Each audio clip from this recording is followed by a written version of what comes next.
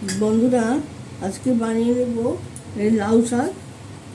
লাউ শাক কেটে রেখেছি, লাউ শাকের সঙ্গে তরকারি কেটে রেখেছি। এটা কড়াইতে দিয়ে দিলাম পাঁচফোড়ন আর লঙ্কা, পাঁচফোড়ন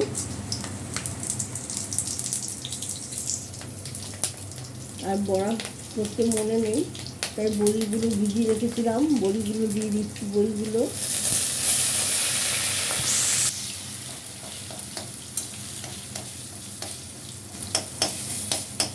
বড়িগুলো ভিজিয়ে রেখে এইভাবে তরকারি বানিয়ে নিলে তরকারি খুব সুন্দর একটা গন্ধ হয়।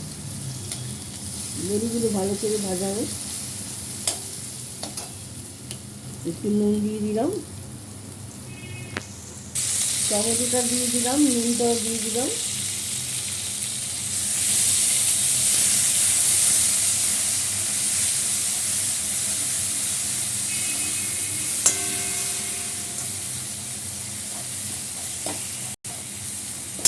তরকারিগুলো দিয়ে দিচ্ছি, তরকারিগুলো দিয়ে দিলাম।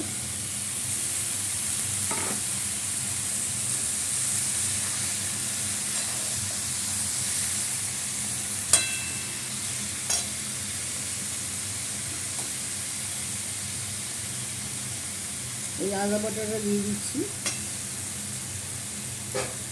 এই হলুদ গুঁড়ো, লঙ্কা গুঁড়োটাও দিয়ে দিলাম।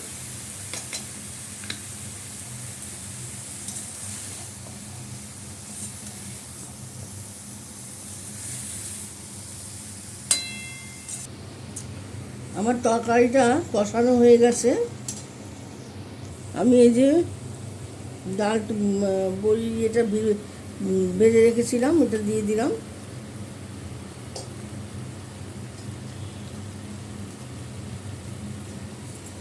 এই শাক কটা দিয়ে দিলাম।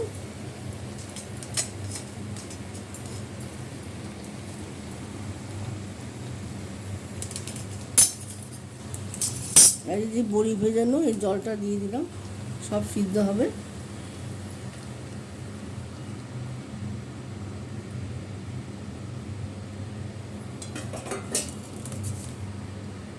ঢাকা দিয়ে রাখি। বন্ধুরা, আমার সবজি বানানো হয়ে গেছে। চামচটা মিষ্টি দিয়ে দিলাম, নিরামিষ তরকারি তো। গুড় আমরা আজকাল গুড় ব্যবহার করি। দেখুন কি সুন্দর হয়েছে।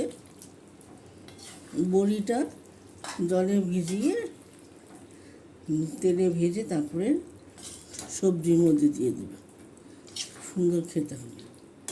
লাইক, শেয়ার, কমেন্ট করে দেবেন। ফেসবুক থেকে দেখলে সাবস্ক্রাইব, ফলো করে দেবেন। আর ইউটিউব থেকে দেখলে সাবস্ক্রাইব করে দেবেন। ধনে পাতা দিয়ে দিলাম। আজকে বৃহস্পতিবার, পূর্ণিমা, নিরামিষ তরকারি, সবাই নিরামিষ খাবেন। আজকে পেঁয়াজ রসুন মাছ মাংস খাবেন না। রাম ঠাকুরের আশ্রমে তো সত্যনারায়ণ পুজো হয়। আজকের দিনে একদম মাছ মাংস ডিম খাবেন। অমাবস্যা, পূর্ণিমা, একাদশী এগুলো মানবেন, মানলে ভালো হবে আপনাদের। সবজিটা নামিয়ে নিই, দেখি।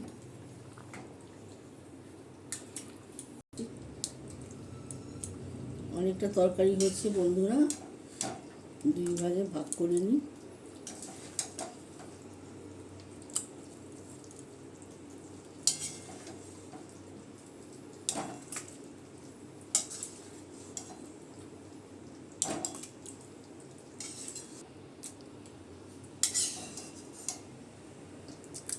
নমস্কার বন্ধুরা, এইভাবে লাউ তরকারি, লাউয়ের ডোগা বানিয়ে খাবেন, ভালো লাগবে।